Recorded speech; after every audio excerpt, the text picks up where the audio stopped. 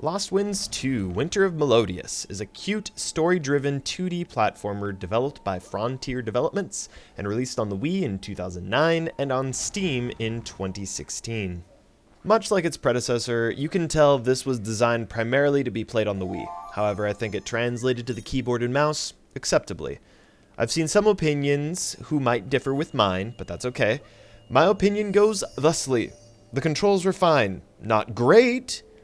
I didn't particularly care one way or another for the swooshing of my mouse around to move and use the powers, but it was fine.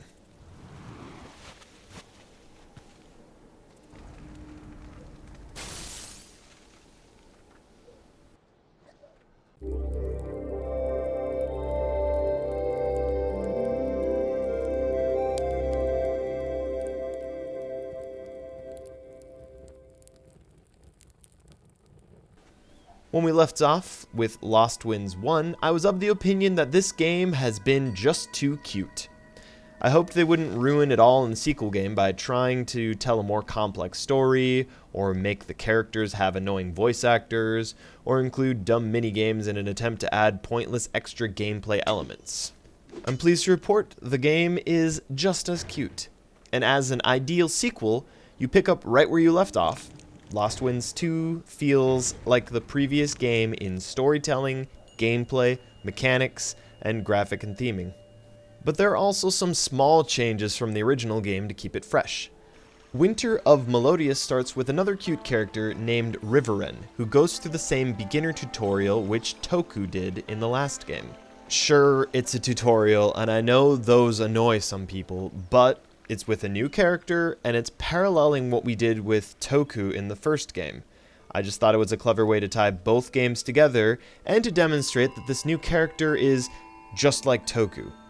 So you're sympathetic to what happens to him, rather than just being introduced to a new villain who must be defeated. Additionally, you get to see the new area before it becomes winterized.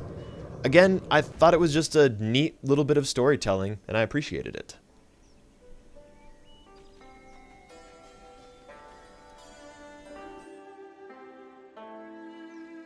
With regard to gameplay, this was the sticking point for me. What would be new in this game, and how would they go about adding it in? The biggest change in the puzzles are that you now need to change the season to get around obstacles. If something isn't working in the level, try changing the season and see how the world around you changes. Oftentimes, solutions to the puzzles are as follows. Do a thing, change the season. Do another thing, change the season back. Puzzle is normally solved. Proceed to the next area. If the LostWinds games overstayed their welcome, I could see the gameplay becoming tedious and monotonous. However, the game is relatively short. I finished it in only 3 to 4 hours. And again, it's just like its predecessor, you keep getting new things every 20 to 30 minutes to keep the player interested. That being said, I did get stuck on a level that I thought I wasn't going to be able to figure out. All the more so since I can't find anything on the internet to help me solve it, since these games aren't particularly well known at this time. If you get stuck on it, I'm going to post a link to my Steam screenshot with the solution in the comments section of this video. Feel free to check it out if it just so happens you get stuck in the same area.